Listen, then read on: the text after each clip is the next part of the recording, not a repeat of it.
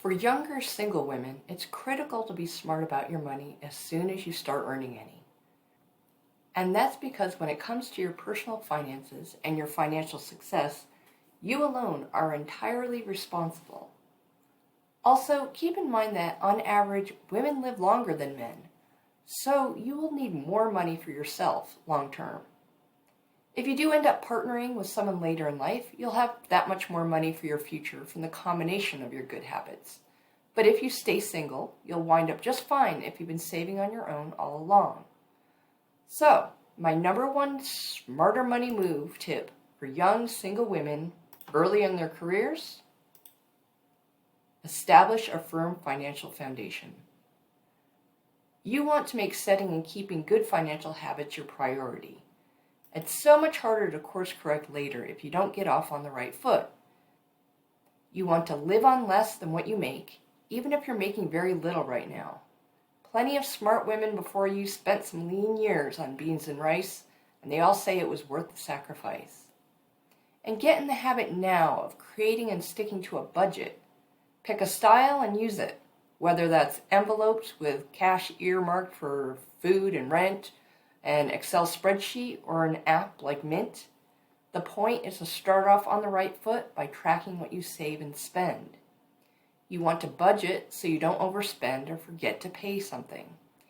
Even better is to take it a step further and put things on autopilot as much as possible. Set up automatic transfers for as many of your regular bills as you can. And smartest yet, pick a set dollar amount or percentage of your paycheck to be automatically transferred to your savings every time you get paid. That out of sight, out of mind approach will grow your savings quickly and save you from the decision fatigue of having to do the right thing every month when it comes time to put something away for a rainy day. Which brings us to tip 2. Start saving now. You'll be able to take advantage of the time you have as well as the power of compound interest. Start investing by contributing to your employer-sponsored retirement savings accounts, if you have any, or IRAs. Your goal should be to max out your contributions if at all possible. Again, your future self will thank you when you're older. My third smarter money moves tip is to protect yourself financially. That means, first and foremost, establishing an emergency fund. Typically, people are told to keep a 3 to 6 month cash reserve. As a single woman, you definitely want to be conservative here and aim for 6 months. Many people don't have parents or other family to fall back on in an emergency. If you want to be independent, you have to act independently when it comes to your money. Also, strongly consider disability income protection.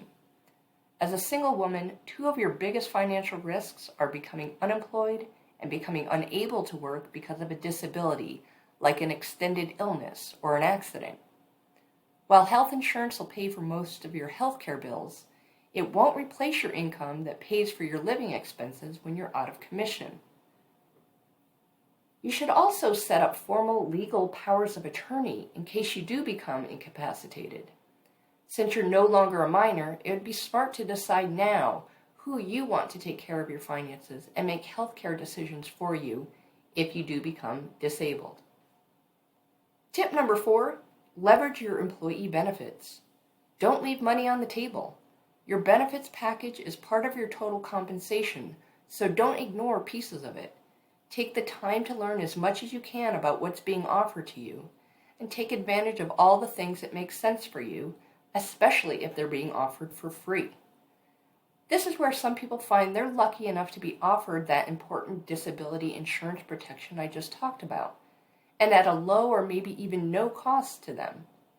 And some people even have very low-cost legal services plans available, which you can use to set up your powers of attorney. Health insurance is one of the most common employee benefits, and maybe you should take advantage of a health savings account if that's available to you. And of course, the big one, a retirement plan.